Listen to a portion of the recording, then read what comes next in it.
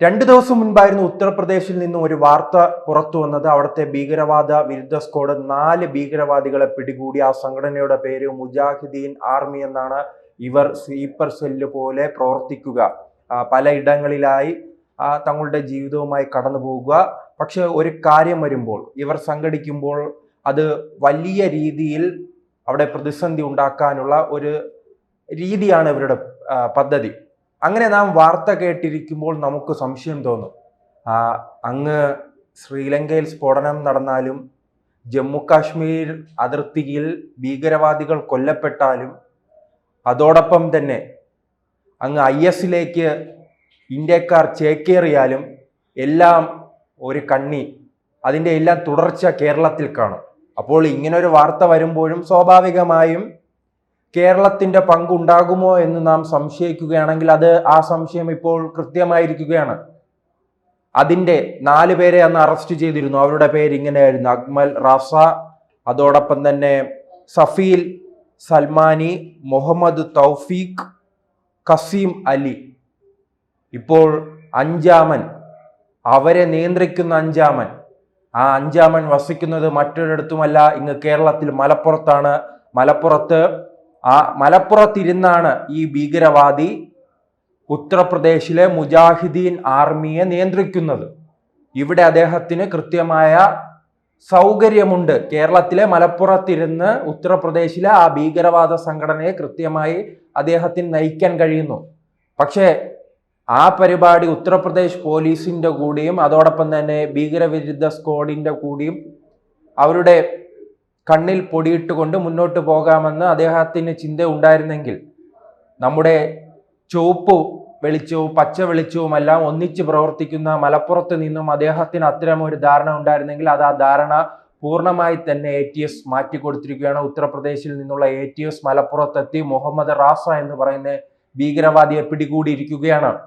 ഇത് കേരളത്തിലെ എത്ര മാധ്യമങ്ങൾ ചർച്ച ചെയ്തു നോക്കൂ. മുൻകാലങ്ങളിലും കണ്ണൂരിൽ നിന്നും അതോടൊപ്പം തന്നെ കാസർഗോഡ് നിന്നും മുസ്ലിമായ മറ്റു മതത്തിലുള്ള പെൺകുട്ടികളെ ഉൾപ്പെടെ മതം മാറ്റി IS-ലേക്ക് കാഴ്ചവെക്കുന്ന രീതിയില്ലേ, അത് കാഴ്ചവെക്കുന്ന രീതിയാണ്. IS-ലേക്ക് കൊണ്ടുപോവുകയാണ്, അഫ്ഗാനിസ്ഥാനിലേക്ക്, തീവ്രവാദ പ്രവർത്തനങ്ങൾക്ക് വേണ്ടി. അവർ ഇപ്പോഴും അഫ്ഗാനിസ്ഥാനിലെ ജയിലിലാണ്. അവസാന ഘട്ടത്തിൽ CPM-ന്റെ മുതിർന്ന നേതാവും ജനകീയ മുഖവുമായ കണ്ണൂരിലെ P. ജയരാജിന് ഉൾപ്പെടെ തുറന്നു പറയേണ്ട സാഹചര്യം ഉണ്ടായില്ലേ? അദ്ദേഹം തന്റെ പുസ്തകത്തിൽ കുറിച്ചില്ലേ, കണ്ണൂരിൽ നിന്നുൾപ്പെടെ യുവാക്കളെ പൊളിറ്റിക്കൽ ഇസ്ലാമിന്റെ ഭാഗമായി പരിവർത്തനം ചെയ്ത് ഭീകരവാദ പ്രവർത്തനങ്ങളിലേക്ക് കടത്തിവിടുന്നു, അതോടൊപ്പം തന്നെ ജമ്മു കാശ്മീർ അതിർത്തിയിലേക്ക് കടത്തിവിടുന്നു എന്ന രീതിയിൽ. ജമ്മു കാശ്മീർ അതിർത്തിയിൽ പാകിസ്ഥാനുമായുള്ള ഏറ്റുമുട്ടലിൽ, ഇന്ത്യൻ സൈനികരുമായുള്ള ഏറ്റുമുട്ടലിൽ 2-3 പേർ മലയാളി യുവാക്കൾ മരിച്ചില്ലേ? അത്തരത്തിലാണ് ഈ തീവ്രവാദത്തിന്റെ ഒരു നേഴ്സറിയായി, ഒരു പരിശീലന കേന്ദ്രമായല്ലേ ഇപ്പോൾ കേരളം മാറുന്നത്. അതല്ലേ നാം പോപ്പുലർ ഫ്രണ്ടിന്റെ സമയത്ത് കണ്ടത്. അവർക്ക് എങ്ങനെ ധൈര്യമുണ്ടായി നവോത്ഥാന നായകർ രൂപപ്പെടുത്തിയ ശ്രീനാരായണ ഗുരുവും അയ്യങ്കാളിയും ചട്ടമ്പിസ്വാമിയും വൈകുണ്ഠസ്വാമിയും അടക്കമുള്ളവർ രൂപപ്പെടുത്തിയ നമ്മുടെ കേരളത്തെ പൊളിറ്റിക്കൽ ഇസ്ലാമിന്റെ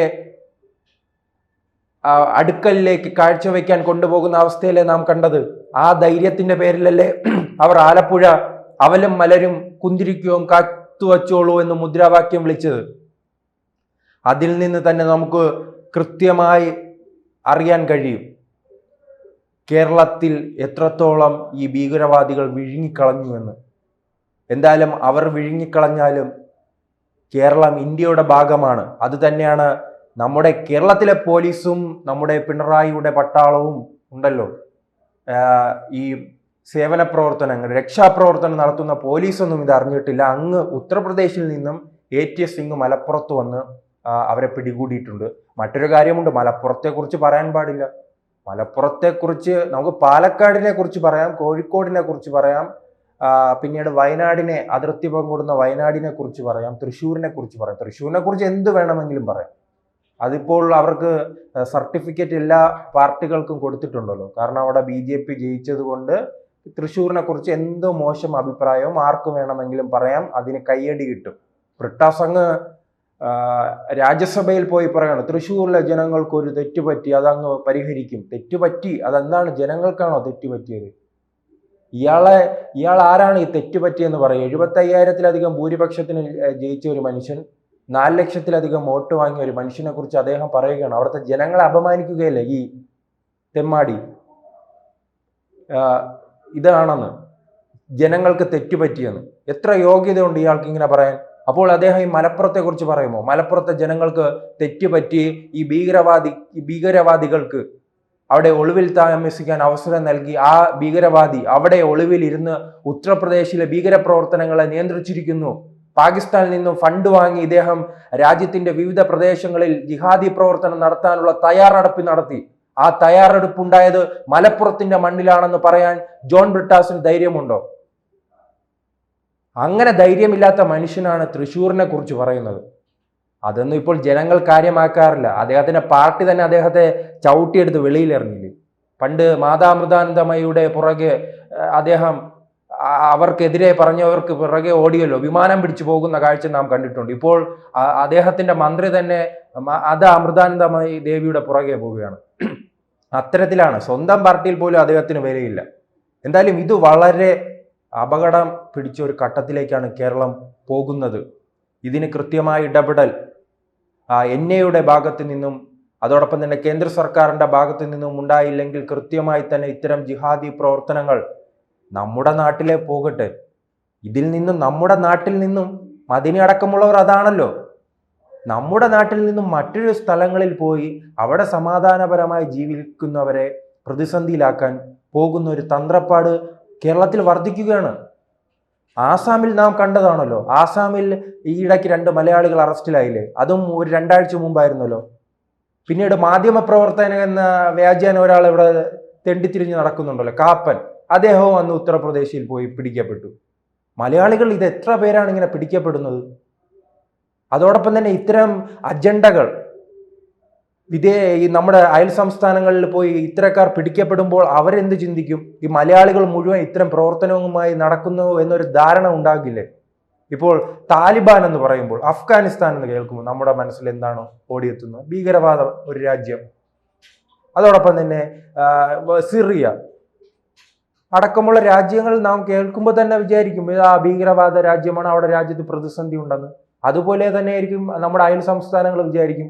കേരളത്തിൽ നിന്ന് നിരന്തരം ഇത്തരം ഭീകരവാദികൾ പിടിക്കപ്പെടുന്നു, അവരുടെ പരിശീലനം നടക്കുന്നത്, പഠിച്ചിരുന്നത് കേരളത്തിലാണെന്ന് കേൾക്കുമ്പോൾ പിന്നീട് നാം മലയാളികൾ ആ പ്രദേശങ്ങളിലേക്ക് പോകുമ്പോൾ, ആ സംസ്ഥാനങ്ങളിലേക്ക് പോകുമ്പോൾ അവിടുത്തെ ജനങ്ങൾ നമ്മെ എങ്ങനെയായിരിക്കും നോക്കിക്കാണുന്നത്?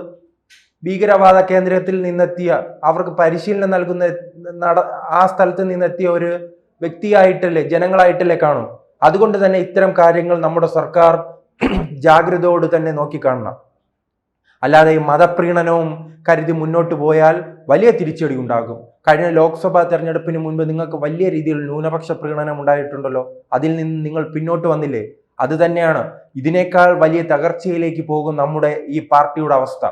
അതുകൊണ്ട് നിങ്ങൾ കൃത്യമായി നടപടിയെടുക്കണം.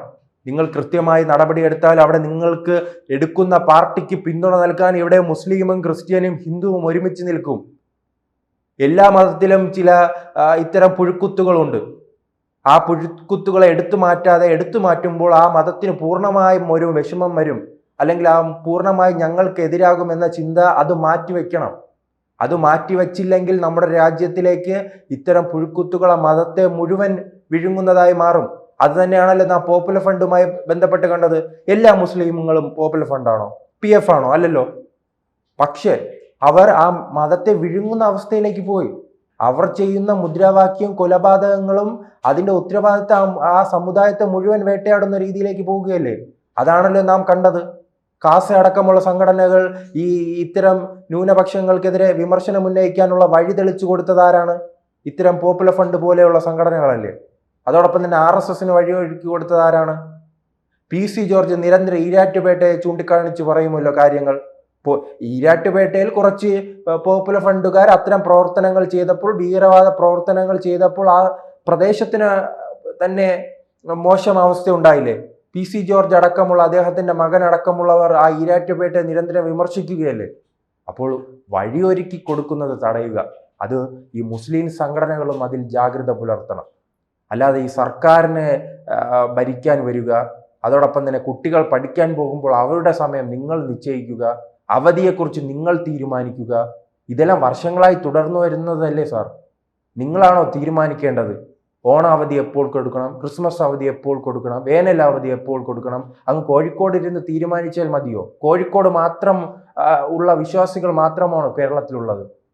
അപ്പോൾ ഈ ബാക്കിയുള്ള വിശ്വാസികളെല്ലാം തീരുമാനിക്കുകയാണ് നിങ്ങളുടെ ആഘോഷത്തിന് ഒന്നും അവധി വേണ്ടെന്ന് തീരുമാനിച്ചാൽ നിങ്ങൾ എങ്ങനെ പ്രതികരിക്കും? അങ്ങനൊരു നീക്കം ഉണ്ടായാലോ? അപ്പോൾ നിങ്ങൾക്ക് ഇരവാദം. അതാണല്ലോ നാം കാണുന്നത്. ഗാസയിലെല്ലാം ഒക്ടോബർ 7-ന് ഇസ്രയേലിനെ കയറി ചൊറിയുകയും തിരിച്ചൊരു വലിയ അടി ഉണ്ടായപ്പോൾ ഇരവാദം ഉന്നയിക്കുക. അതിന് നിങ്ങളെ കഴിഞ്ഞിട്ടേ ഉള്ളൂ. പക്ഷെ നിങ്ങൾ തിരിച്ചറിയണം, എല്ലാ കാലത്തും ഇരവാദം ഉന്നയിച്ച് മുന്നോട്ട് പോകാൻ കഴിയില്ല. അത് നാം ഗാസയിൽ കണ്ടില്ലേ? മുൻപെല്ലാം ഒരു യുദ്ധമുണ്ടായാൽ മാസങ്ങൾ നീണ്ടു നിൽക്കും. അതോടുകൂടി ഒരു ഇരവാദം ഉന്നയിക്കും, കുറെ കോടിക്കണക്കിന് രൂപ പിരിച്ചെടുക്കാം, പിന്നീട് അങ്ങോട്ട് മുന്നോട്ട് പോവുകയും ചെയ്യാമെന്നൊരു ധാരണ നിങ്ങൾക്കുണ്ടായിരുന്നു. ഇപ്പോൾ ഹമാസ് നേതാക്കൾ, ആ പിരിവെടുത്ത നേതാക്കളെല്ലാം ഇന്ന് മണ്ണിന്റെ അടിയിലല്ലേ? ഖത്തർ അടക്കമുള്ള രാജ്യങ്ങളിൽ ഒളിച്ചിരുന്ന നേതാക്കളുടെ അവസ്ഥയോ? അത് നിങ്ങൾ തിരിച്ചറിയണം. എന്തായാലും ഉത്തർപ്രദേശിൽ നിന്നുള്ള യോഗിയുടെ പോലീസ് ഭീകരവിരുദ്ധ സ്ക്വാഡ് ഇങ്ങ് കേരളത്തിലെത്തി, മലപ്പുറത്തെത്തി ഭീകരവാദിയെ മുഹമ്മദ് റാസ എന്ന് പറയുന്ന ഭീകരവാദിയെ പിടികൂടിയിട്ടുണ്ട്. അത് വളരെ ജാഗ്രതയോടുകൂടി തന്നെ കാണണം. കൂടുതൽ അന്വേഷണം കേരള പോലീസ് നടത്തണം.